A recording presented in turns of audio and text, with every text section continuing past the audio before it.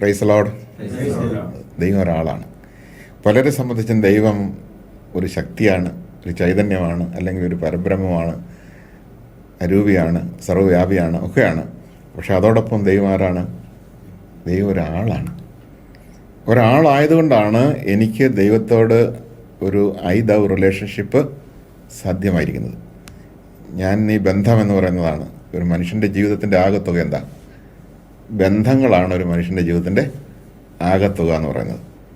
അപ്പോൾ എത്ര പേരോട് നമുക്ക് വ്യക്തിബന്ധമുണ്ട് എന്നതിനെ ആശ്രയിച്ചാണ് ഒരു വ്യക്തിയുടെ ജീവിതത്തിൻ്റെ സാഫല്യം ഇരിക്കുന്നത്. അപ്പോൾ ആ ബന്ധം എന്ന് പറയുന്നത് ദൈവത്തോടുള്ള ബന്ധത്തിലാണ് ആരംഭിക്കേണ്ടത്. അപ്പോൾ ദൈവവുമായിട്ട് ഒരു വ്യക്തിക്കുണ്ടാകുന്ന വ്യക്തിബന്ധം, ആ വ്യക്തിബന്ധത്തെ കേന്ദ്രീകരിച്ചാണ് മറ്റു ബന്ധങ്ങൾ നിൽക്കേണ്ടത്. അപ്പോൾ ദൈവവുമായിട്ടൊരു വ്യക്തിബന്ധം ഉണ്ടാകണമെങ്കിൽ ദൈവം ഒരാളായി നമ്മുടെ മുമ്പിൽ ഉണ്ടായേ പറ്റൂ. യേശുക്രിസ്തുവിലാണ് ദൈവം ഒരാളായി കാണത്തക്ക രീതിയിൽ എന്നെപ്പോലെയുള്ള ഒരാളായി എനിക്ക് ലഭിക്കുന്നത്. ആ യേശുക്രിസ്തുവിലൂടെ മാത്രമേ നമുക്ക് ദൈവത്തെ ഒരു ബന്ധത്തിലേക്ക് ദൈവവുമായി പ്രവേശിക്കാനായിട്ട് സാധിക്കുകയുള്ളൂ. അപ്പോൾ അതുകൊണ്ട് സത്യം ഇതായിരിക്കെ പലരും ദൈവത്തെ യേശുക്രിസ്തുവിനെ കുറിച്ച് പോലും പറഞ്ഞു വന്നിട്ട് അവസാനം അന്ത്യവിധിയിൽ ഇതൊന്നും കാണില്ല എന്ന് പറയുമ്പോൾ അപ്പോൾ അനന്തമാണെന്നും ഇറ്റേണലാണെന്നൊക്കെ പറഞ്ഞാൽ എന്താ അർത്ഥം? അന്ത്യവിധിയിൽ കാണിയെങ്കിൽ ആനന്ദമാകുകയല്ലോ, അവിടെ കൊണ്ട് തീരല്ലേ. അതൊക്കെയാണ് നമ്മുടെ പ്രശ്നം. ഒരു ഉദാഹരണം പറയുകയാണെങ്കിൽ, നീ ദൈവത്തിൽ വിശ്വസിക്കുന്നുണ്ടോ എന്നുള്ളതല്ല പ്രധാനപ്പെട്ട കാര്യം. ദൈവത്തെക്കുറിച്ചുള്ള നിൻ്റെ വിശ്വാസം ശരിയായ വിശ്വാസമാണോ? ശരിയായ വിശ്വാസം ഉണ്ടാകണമെങ്കിൽ ശരിയായ അറിവിൻ്റെ അടിസ്ഥാനത്തിലേ അത് ഉണ്ടാവുള്ളൂ.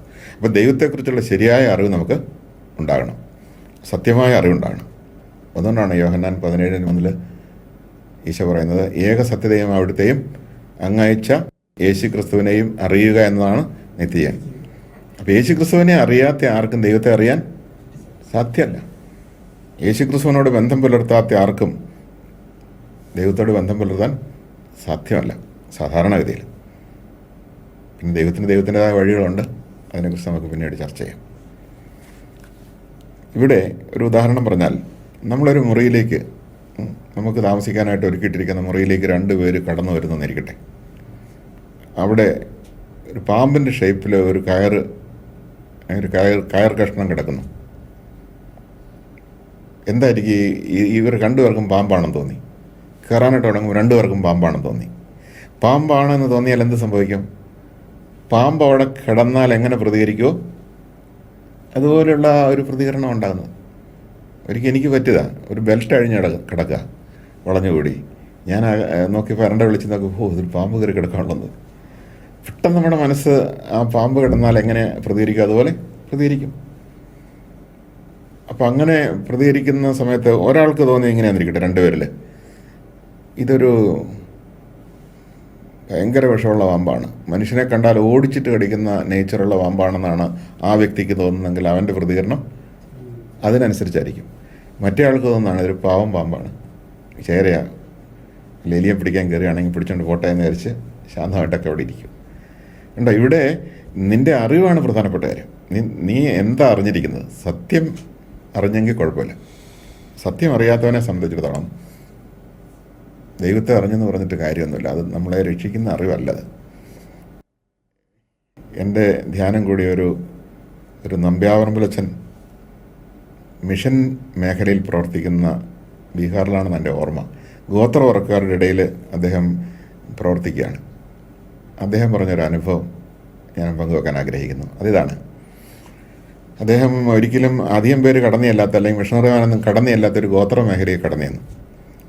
അവിടെ അദ്ദേഹം ഒരു വീടൊക്കെ കെട്ടി അവിടുത്തുകാരെ പോലെ അവിടെ താമസം തുടങ്ങി. അവിടുത്തെ ആളുകളുടെ ക്ഷേമമാണ് അവരുടെ ലക്ഷ്യം. അവിടെയൊക്കെ പോയി രോഗികളെ സന്ദർശിക്കുകയും ആശ്വസിപ്പിക്കുന്ന വാക്കുകൾ പറയുകയൊക്കെ ചെയ്ത് അങ്ങനെ ജീവിക്കുക. അവിടെ നാട്ടുകാർക്ക് തോന്നി ഇവർ നല്ല മനുഷ്യരാണ്, അവരുടേതായ ജീവിതചര്യയൊക്കെയാണ് ഇവർക്ക്. അപ്പോൾ അതുകൊണ്ട് ഇവരോട് അടുക്കുന്നതിന് കുഴപ്പമില്ലെന്ന് തോന്നി. മാത്രമല്ല, ഇവരെക്കുറിച്ച് ഗോത്രവർഗ തലവന്മാരുടെ സമ്മേളനത്തിൽ പരാമർശമുണ്ടായി. അപ്പോൾ അവർ പറഞ്ഞു, നമ്മുടെ ഈ ഗ്രാമത്തിലേക്ക്, അല്ലെങ്കിൽ ഈ ഗോത്രത്തിലേക്ക്, അല്ലെങ്കിൽ ഈ പ്രദേശത്തേക്ക് ഒരു പുതിയ ദൈവം കൂടെ വന്നിരിക്കുകയാണ്. അതുകൊണ്ട് നമ്മുടെ ദൈവങ്ങളെ ആരാധിക്കുന്നതിനൊപ്പം ഈ പുതിയ ദൈവത്തെയും കൂടി ആരാധിക്കണം. അല്ലെങ്കിൽ ഈ ദൈവം കോപിച്ച് വല്ല അനർത്ഥവും ഉണ്ടാക്കാൻ സാധ്യതയുണ്ട്. അപ്പോൾ ഈ ദൈവത്തിൻ്റെ ദിവസം ഞായറാഴ്ചയാണ്. അപ്പോൾ ഈ ദൈവം, പുതിയ ദൈവം ആരാധന സ്വീകരിക്കാനായിട്ട് ഇരിക്കുന്നത് ഞായറാഴ്ചയാണ്. നമുക്കതൊരു ഗുണമുണ്ട്, ഞായറാഴ്ച മാത്രം പോയാൽ മതി. അതുകൊണ്ട് ഈ ഗോത്രത്തെ പ്രതിനിധീകരിച്ച് കുറച്ച് പേരെങ്കിലും ഈ പുതിയ ദൈവത്തിൻ്റെ അടുത്ത് പോയി ഒരു വർഷിപ്പ് നടത്തണം എന്ന് പറഞ്ഞു. അത് കേട്ട് കുറേ ആളുകൾ ഇങ്ങനെ, അപ്പോൾ അച്ഛന്മാർ നോക്കിയപ്പം പതിവില്ലാതെ ഒരു ദിവസം കുറേ ആളുകൾ വന്നിരിക്കുന്നു. അവിടെ ഒരു പർണശാല പോലെ കെട്ടിയൊക്കെ ഉണ്ടായിരുന്നു. അവിടെ ഒരു തൂങ്ങപ്പെട്ട രൂപം വെച്ചിട്ടുണ്ടായിരുന്നു. അപ്പോൾ ഈ മനുഷ്യർ വന്ന് അവിടെ ഇരുന്നു, സാഷ്ടാംഗം പ്രണമിച്ചു.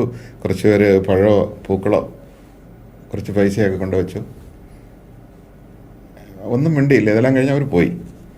രണ്ടാം പ്രാവശ്യം അടുത്ത ആഴ്ചയിൽ ഇവർ വന്നു കഴിഞ്ഞപ്പോഴത്തേക്ക് ഇവർ അല്പൂടെ ഫ്രീഡം തോന്നി.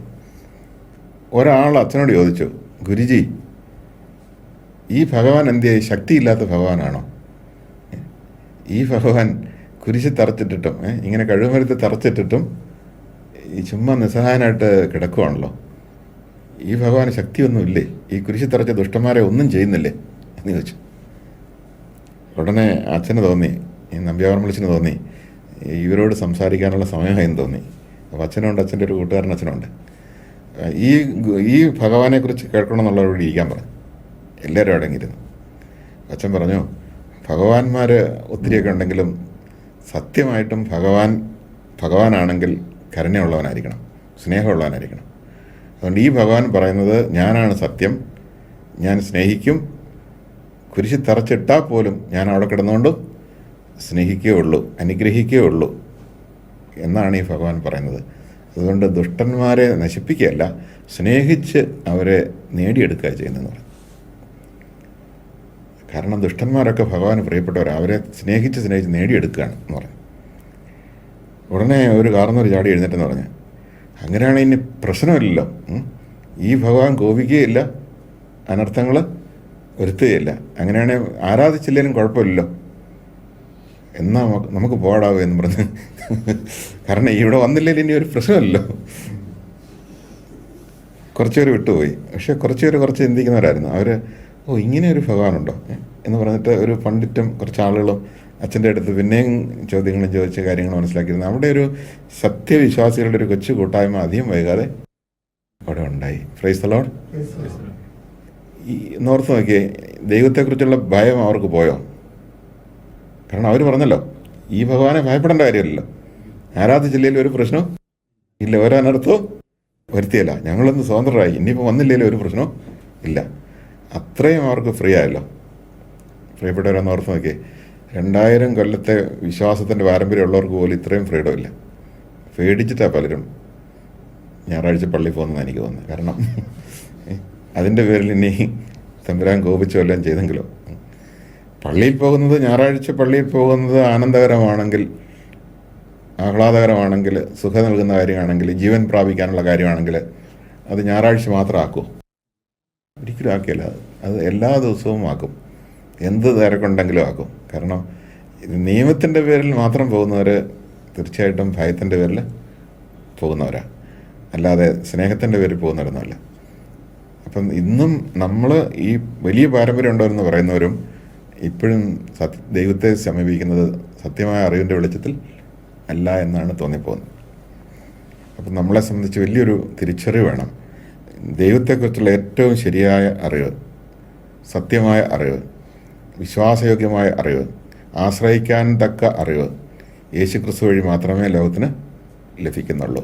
യേശുക്രിസ്തുവിൻ്റെ ഈ ചരിത്രത്തിലെ ജീവിതമില്ലെങ്കിൽ, ഈ പീഡാസഹനവും കുരിശുമരണവും ഇല്ലെങ്കിൽ, ഉത്ഥാനവും ഇല്ലെങ്കിൽ, ആശ്രയിക്കാൻ കൊള്ളാവുന്ന ഒരു ദൈവം വേറെ ഇവിടെ ഇല്ല. മറ്റെല്ലാം ദൈവസങ്കല്പങ്ങളാണ്. ഇസ്രായേൽ പോലും ദൈവത്തെ ശരിയായിട്ടും പൂർണ്ണമായിട്ട് അറിഞ്ഞോ? അറിഞ്ഞിട്ടില്ല, പൂർണ്ണമായിട്ട് അറിഞ്ഞിട്ടില്ല. ദൈവത്തെക്കുറിച്ചുള്ള അറിവിൻ്റെ വികാസ പരിണാമങ്ങൾ നമുക്കവിടെ കാണാം. യേശുക്രിസ്തുവിൽ മാത്രമേ ദൈവത്തെക്കുറിച്ചുള്ള അറിവ് പൂർണ്ണമായിട്ടുള്ളൂ, രക്ഷാകരമായിട്ടുള്ളൂ. Praise the Lord. ദൈവം വെളിപ്പെടുത്തിയാൽ മാത്രമേ മനുഷ്യൻ ദൈവത്തെ അറിയൂ. വെളിപ്പെടുത്താതെ ഒരിക്കലും ദൈവത്തെ പിടിച്ചെടുക്കാൻ പറ്റില്ല. ഇവിടെ നമ്മൾ അറിയേണ്ട ഒരു കാര്യം, ദൈവം എങ്ങനെയൊക്കെയാണ് തന്നെ വെളിപ്പെടുത്തിയതെന്നുള്ളതാണ്. ആദ്യ ഘട്ടത്തിലുള്ള വെളിപ്പെടുത്തൽ എന്ന് പറയുന്നത് സൃഷ്ടപ്രപഞ്ചത്തിലൂടെയുള്ള വെളിപ്പെടുത്തലാണ്. അപ്പം അതുകൊണ്ട് സൃഷ്ടാവിനെ കണ്ടെത്താൻ, അല്ലെങ്കിൽ അങ്ങനെ ഒരു സൃഷ്ടാവിനെ കുറിച്ചുള്ള ചിന്ത സൃഷ്ടവസ്തുക്കളിൽ നോക്കുമ്പോൾ അറിയാതെ സംഭവിക്കുന്നുണ്ട്. സൂര്യനിലേക്ക് നോക്കുമ്പോൾ സൂര്യനെ സൃഷ്ടിച്ചവനെക്കുറിച്ച് അറിയാതെ ചിന്തിക്കും. ഒരു പൂ വിരിഞ്ഞു വരുന്നത് കാണുമ്പോൾ ഈ സൗന്ദര്യം കാണുന്ന വ്യക്തി ഇത് സൃഷ്ടിച്ച ആ സൃഷ്ടാവിൻ്റെ സൗന്ദര്യത്തെക്കുറിച്ച് ചിന്തിക്കും. ഒരു കൊച്ചു ഉറുമ്പ് അല്ലെങ്കിൽ കണ്ണിൽ കാണാൻ പാടില്ലാത്ത വിധത്തിലുള്ള ഒരു ടൈനി ആയിട്ടുള്ളൊരു ഒരു ഒരു എറുമ്പ് അല്ലെങ്കിൽ ഒരു ജീവി പയ്യെ നീങ്ങുന്നത് കാണുമ്പോൾ അത്ഭുതപ്പെടുമോ നമ്മളല്ലേ? കാരണം അതിനും ഒരു ജീവിതമുണ്ട്, ജീവനുണ്ട്. അതിനെയും രൂപപ്പെടുത്തിയത് ആ വലിയൊരു ക്രാഫ്റ്റ് അതിൻ്റെ പിന്നിൽ. അപ്പോൾ സൃഷ്ടാവിനെ സൃഷ്ടവസ്തുക്കളിലൂടെ നമ്മൾ കാണുന്നുണ്ട്. റോമാലേഖനം 1-ാം അധ്യായത്തിൽ പറയുന്ന ഒരു കാര്യമാണത്. സൃഷ്ടവസ്തുക്കളിലൂടെ കുറേയൊക്കെ സൃഷ്ടാവിനെ നമുക്ക് അറിയാം. ആ അറിവെന്ന് പറയുന്നത് ഒരു ഇംപേഴ്സണലായിട്ടുള്ള അറിവാണ്. എന്ന് പറഞ്ഞാൽ ഒരു ശക്തിയായിട്ടോ ഒക്കെയുള്ള അറിവാണ്. എന്നാൽ അടുത്ത ഘട്ടം, ദൈവത്തെക്കുറിച്ചുള്ള വെളിപാടിൻ്റെ അടുത്ത ഘട്ടം പ്രവാചകന്മാരിലൂടെയാണ്. പ്രവാചകന്മാരിലൂടെയുള്ള വെളിപ്പെടുത്തൽ വരുമ്പോഴേക്കും ദൈവത്തെ ഒരു പിതാവായിട്ടോ അല്ലെങ്കിൽ ഒരാളായിട്ടോ അല്ലെങ്കിൽ ഒരു വിധിയാളനായിട്ടോ അല്ലെങ്കിൽ സർവശക്തനായ ഈ രീതിയിലൊക്കെയുള്ള വെളിപ്പെടുത്തൽ പ്രവാചകന്മാരിലൂടെയുള്ള വെളിപ്പെടുത്തലുണ്ട്. ബൈബിൾ പഴയ നിയമത്തിൻ്റെ ഏറ്റവും പ്രധാനപ്പെട്ട ഒരു പ്രമേയം, അല്ലെങ്കിൽ പ്രധാനപ്പെട്ട രണ്ട് പ്രമേയങ്ങൾ, ഒന്ന് ദൈവത്തെക്കുറിച്ചുള്ള അറിവിൻ്റെ വികാസ പരിണാമങ്ങൾ നമ്മോട് കാണാം. അപ്പം ആദ്യഘട്ടത്തിൽ നമ്മൾ കാണുന്നത് ഒരുപക്ഷെ ഒരിക്കലും പ്രീതിപ്പെടാത്ത ഒരു ദൈവത്തെക്കുറിച്ചായിരിക്കാം ആദത്തിൻ്റെ അവസ്ഥ. ഒരിക്കലും പ്രീതിപ്പെടാത്ത, മനുഷ്യനോട് സ്ഥിരമായി കോപിച്ചൊരു ദൈവം, ഒരിക്കലും സ്വീകരിക്കാൻ സാധ്യതയില്ലാത്ത ഒരു ദൈവം. എന്നാൽ ആബേലിൻ്റെയും കായലിൻ്റെയും ജീവിതത്തിലേക്ക് വന്നപ്പോഴത്തേക്കും അങ്ങനെ പോവോ?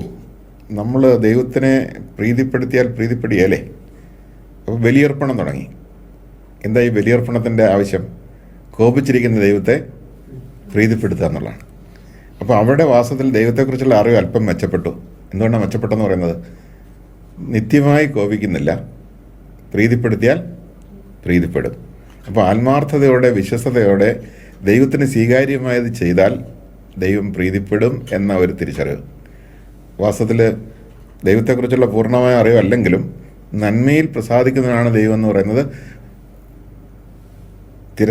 പരിപൂർണമായിട്ടും തിരസ്കരിച്ചു എന്ന ആ ചിന്തയേക്കാൾ കുറച്ചുകൂടെ മെച്ചമാണല്ലോ. ഇനി അടുത്ത ഘട്ടത്തിലേക്ക് വരുമ്പോൾ നമ്മൾ കാണുന്നുണ്ട്, കോപിക്കുന്ന കാര്യത്തിൽ ദൈവം വളരെ സ്ലോ ആണ്. അനുഗ്രഹിക്കുന്ന കാര്യത്തിലാണ് ദൈവം അങ്ങേറ്റം മികച്ചു നിൽക്കുന്നത്.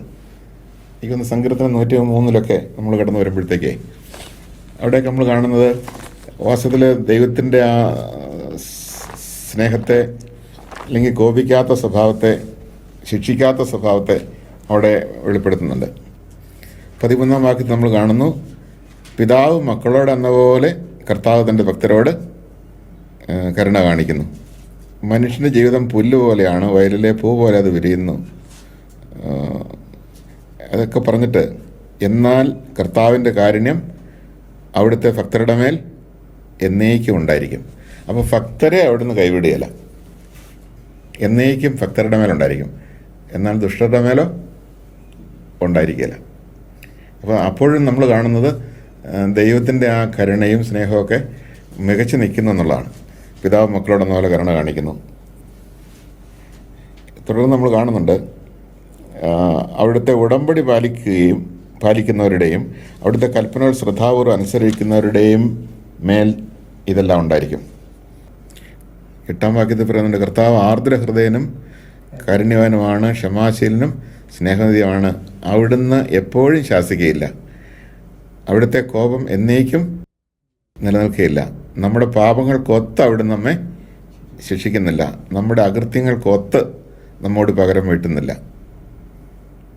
എന്ന് പറഞ്ഞാൽ അതിൻ്റെ അർത്ഥം ആദ്യം ധരിച്ചിരുന്നത് അകൃത്യങ്ങൾക്കൊത്ത് വേണ്ടതുപോലെ ശിക്ഷിക്കുമെന്നാണ്. പക്ഷെ ഇവിടെ പറയുന്ന അത്രയൊന്നും ശിക്ഷ വളരെ കുറച്ചേ തരുള്ളൂ.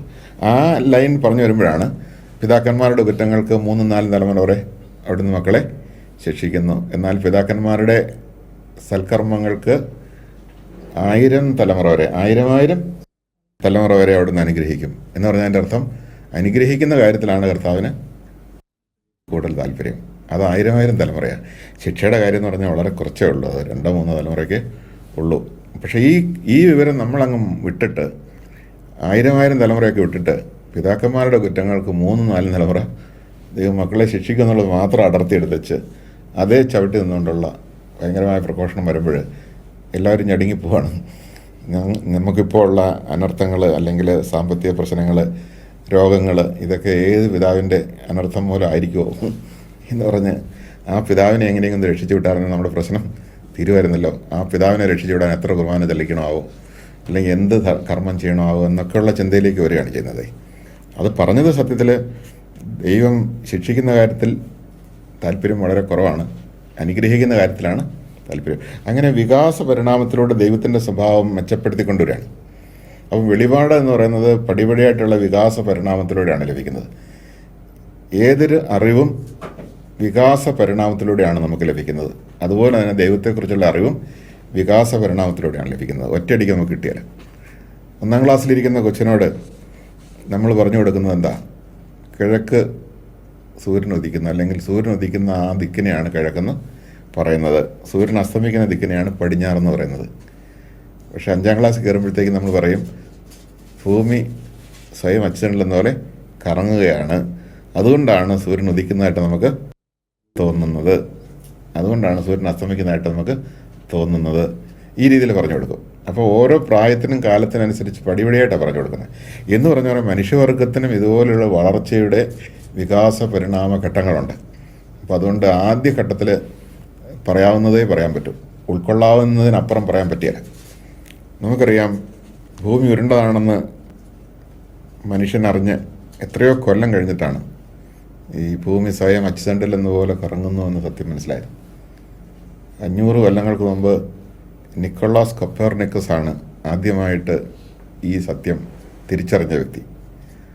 അദ്ദേഹം അത് പറഞ്ഞിട്ട് ആരെങ്കിലും വിശ്വസിച്ചോ? തൻ്റെ ജീവിതകാലത്ത് ആരെയും ഒരാളെപ്പോലും വിശ്വസിപ്പിക്കാൻ അദ്ദേഹത്തിന് സാധിച്ചില്ല. അദ്ദേഹത്തിന് തൻ്റെ കണ്ടെത്തലുകളെല്ലാം ഒരു പുസ്തകത്തിൽ എഴുതി വെച്ചു. ഗലീലിയോ എനിക്ക് വന്ന 1 നൂറ്റാണ്ടിന് ശേഷമാണ് വന്നത്.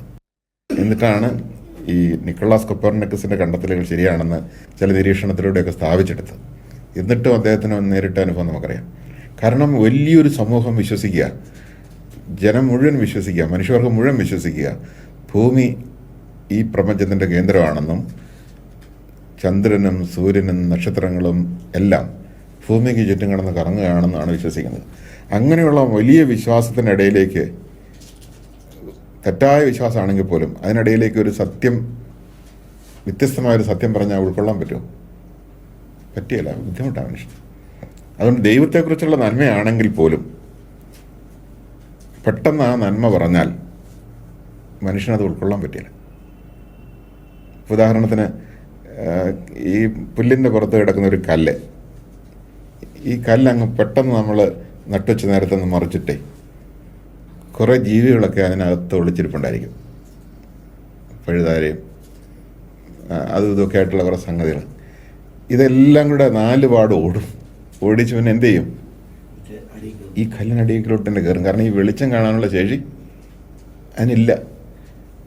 മനുഷ്യനാണെങ്കിൽ പോലും കുറേ നാൾ കണ്ണ് കെട്ടി ഇരുട്ടത്തിട്ടച്ച് പെട്ടെന്ന് നട്ടുവച്ചയ്ക്ക് ഓപ്പണറെ കൊണ്ടുപോയി കണ്ണ് ആ കെട്ടഴിച്ചു വിട്ടാലത്തെ അവസ്ഥ എന്താ? അവന് സൂര്യനെ അല്ലെങ്കിൽ വെളിച്ചം, ഈ വെയിലിൻ്റെ ആ അസഹ്യത അവൻ അനുഭവപ്പെടും. അവൻ്റെ കണ്ണൊന്ന് അഡ്ജസ്റ്റ് ചെയ്ത് വരണം. എന്ന് പറയുന്നാൽ മനുഷ്യന് നല്ല ഒരു കാര്യമാണെങ്കിൽ പോലും, സന്തോഷകരമായൊരു കാര്യമാണെങ്കിൽ പോലും ഒറ്റയടിക്ക് വലിയൊരു സന്തോഷ വാർത്ത അവനോട് പറയാൻ പാടില്ല. എങ്ങനെയാണ് പറയേണ്ടത്? കുറേശ്ശായിട്ടേ പറയാവുള്ളൂ, ഒറ്റയടിക്ക് അങ്ങ് പറയരുത്. ദുഃഖവാർത്തയാണെങ്കിലും സന്തോഷ വാർത്തയാണെങ്കിലും ഒറ്റയടിക്ക് പറയാൻ പാടില്ല. ഒറ്റയടിക്ക് പറഞ്ഞു കഴിഞ്ഞാൽ ആഘാതം ഉണ്ടാക്കും. ഞാനിപ്പോഴും ഓർക്കുന്നു, ഞാൻ എവിടെയോ വെച്ച് ഒരു മരണവാർത്ത വിളിച്ചു പറയുക. അപ്പോൾ ഇന്നയാളെ വിളിച്ച് ഒരു കാര്യം പറയാനുണ്ടെന്ന് പറഞ്ഞു. ഞാൻ ചോദിച്ചു എന്ത് കാര്യമാണ്? അല്ല, അദ്ദേഹത്തോട് പറഞ്ഞാൽ മതിയല്ലോ, തിരക്കുണ്ട് അതുകൊണ്ടാണ്. ശരി എന്ന് പറഞ്ഞ ആളെ വിളിച്ചു കൊണ്ടുവന്നു. ധ്യാനം എന്നിടത്തിലാണ് എൻ്റെ ഓർമ്മ. കട്ടപ്പന വെച്ചാൽ അവിടെ ഒരു ധ്യാനം നടക്കുന്ന സമയത്താണ്. ഇയാൾ വന്ന് ഫോൺ അറ്റൻഡ് ചെയ്തു. പെട്ടെന്ന് ആന്ന് പറഞ്ഞ് അങ്ങ് ചെരിഞ്ഞു വീഴും. കസേര ഉണ്ടായിരുന്നുകൊണ്ട് അങ്ങ് തളർന്നിരുന്നു. സംഗതി ഈ ഫോൺ അറ്റൻഡ് ചെയ്ത ആളിന് ഏറ്റവും പ്രിയപ്പെട്ട ഒരാൾ മരിച്ച വാർത്ത എടുത്ത വഴിക്ക് പറയുകയാണ്, ഇന്നയാൾ മരിച്ചു. പെട്ടെന്ന് കേട്ടതോടുകൂടി അത് ഒരാഘാതം ഉണ്ടാക്കി. ചിലരെ സംബന്ധിച്ച് അത് വിശ്വസിക്കുകയില്ല, ശരിയായിരിക്കുമോ എന്നൊക്കെ തോന്നും. ചിലരെ സംബന്ധിച്ച് ആഘാതം ഉണ്ടാക്കും. ഒന്നെങ്കിൽ വിശ്വസിക്കാതെ പോവും, അല്ലെങ്കിൽ അത് ആഘാതമായി തീരും. അതുകൊണ്ട് സാധാരണഗതിയിൽ വിവരമുള്ളവർ എങ്ങനെയാണ് പറയുന്നത്? ഇപ്പോൾ ഉദാഹരണത്തിന് ഒരാൾ വഴിയിൽ വണ്ടി മുട്ടി മരിച്ചു കിടക്കുന്നത് കാണുന്നു. കണ്ടിട്ട് വീട്ടിൽ ചെന്ന് ചിരിച്ചുകൊണ്ട് ഇറങ്ങി വരുന്ന ഭാര്യയോട്, സ്കൂട്ടറിൽ പോയ ആളാണ്, മരിച്ചു കിടക്കുന്നത് കണ്ടച്ച്, സഹോദരി ഭർത്താവ് വഴിയിൽ വണ്ടി മുട്ടി മരിച്ചു കിടപ്പുണ്ടെന്ന് പറയുക ആരെങ്കിലും? പറയല്ല. എന്നെന്ത് അദ്ദേഹം എന്ത് ചെയ്യും, എങ്ങോട്ട് പോയി എന്ന് ചോദിക്കും. എങ്ങോട്ട് പോയി എന്ന് ചോദിക്കുമ്പോൾ ഇന്ന സ്ഥലത്തേക്ക് പോയി. സ്കൂട്ടറിലാണോ പോയത്? അതെ. ഒരു സ്കൂട്ടറുകാരനിട്ട് വണ്ടി തട്ടിയെന്ന് കേട്ടു. ഉടനെ ഇവിളി ചോദിക്കും, എന്താ ചേട്ടൻ എന്നാ പറ്റിയെന്നേ, എന്നാ പറ്റിയെന്ന് ചോദിക്കും. ആശുപത്രി കൊണ്ടുപോയിട്ടുണ്ട്. മരിച്ചു കിടക്കുന്ന ആളെക്കുറിച്ചാണ് പറയുന്നത്. ആശുപത്രി കൊണ്ടുപോയിട്ടുണ്ട്. അപ്പോൾ ഇതൊരു നുണയാണോ? മരിച്ചു കിടക്കുന്ന ആളെക്കുറിച്ച് ആശുപത്രി കൊണ്ടുപോയിട്ടുണ്ടെന്ന് പറയുന്നത് നുണയാണോ?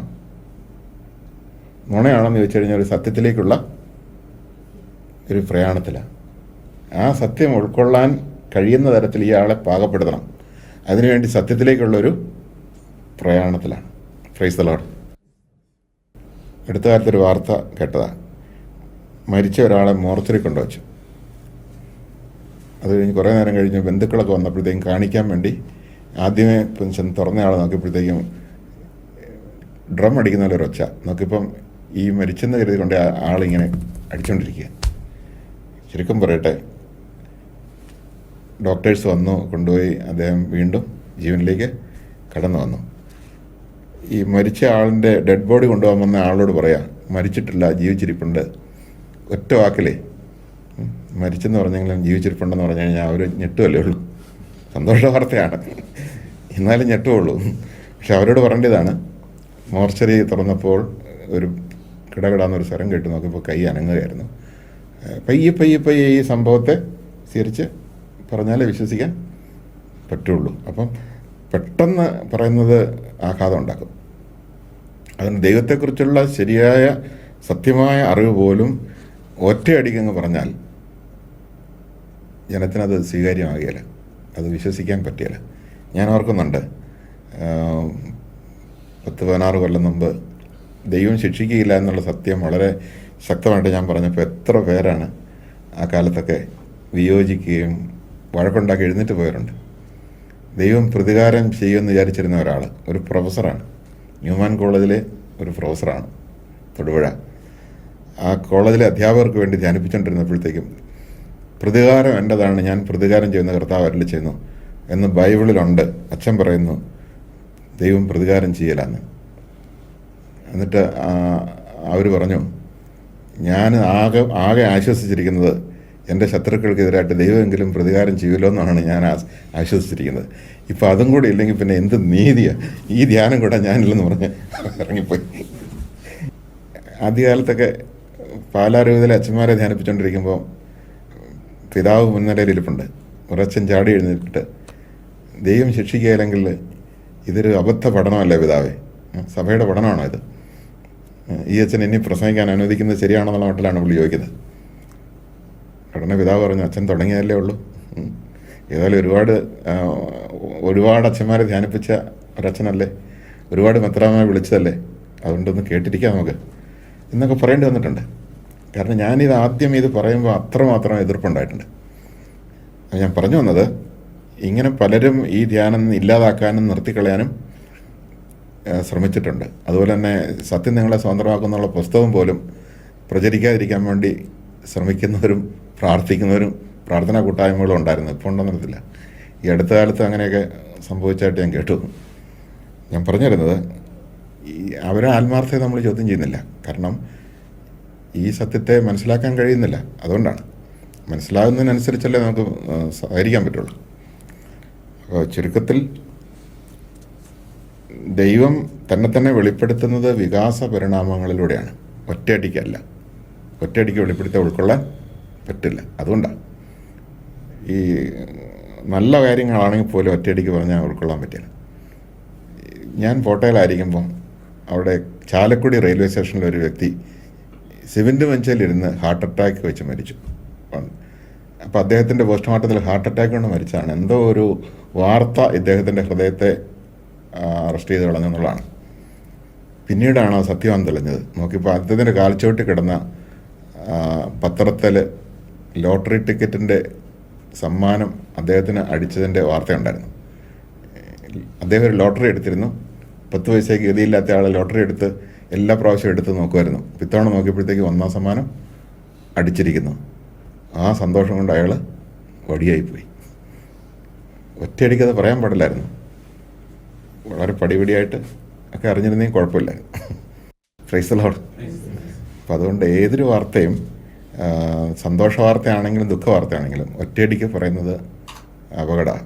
അതുകൊണ്ട് ദൈവത്തെക്കുറിച്ചുള്ള സന്തോഷ വാർത്ത പോലും സ്വീകാര്യമായ രീതിയിലേ ദൈവം തരുന്നുള്ളൂ. അതുകൊണ്ട് പഴയ നിയമം ദൈവത്തെക്കുറിച്ചുള്ള അറിവ് വികാസ പരിണാമങ്ങളിലൂടെ നമുക്ക് നൽകിയിട്ടുണ്ട്. അത് പൂർണ്ണമാകുന്നത് യേശുവിൽ മാത്രമാണ്. രണ്ടാമത് പഴയ നിയമത്തിൻ്റെ പ്രത്യേകത, യേശുവിനെ ക്രിസ്തുവായി തിരിച്ചറിയാനുള്ള അടയാളങ്ങൾ കൊണ്ട് നിറഞ്ഞു കിടക്കുന്നു പഴയ നിയമം. Price the Lord. ഉൽപ്പത്തി 3 നമ്മൾ കാണുന്നുണ്ട് 15 സ്ത്രീയുടെ സന്തതി സർപ്പത്തിൻ്റെ തലയെ തകർക്കും. അതുമുതൽ ഇങ്ങനെ കിടക്കുകയാണ് എമ്മാനുവേൽ പ്രവചനങ്ങൾ. ഈ എമ്മാനുവേൽ പ്രവചനങ്ങൾ ഉള്ളതുകൊണ്ടാണ് നമുക്ക്, അല്ലെങ്കിൽ യേശുവിൻ്റെ സമകാലികർക്ക് യേശുവാണ് ക്രിസ്തു എന്ന സത്യം തിരിച്ചറിയാനായിട്ട് സാധിക്കുന്നത്. Price the Lord.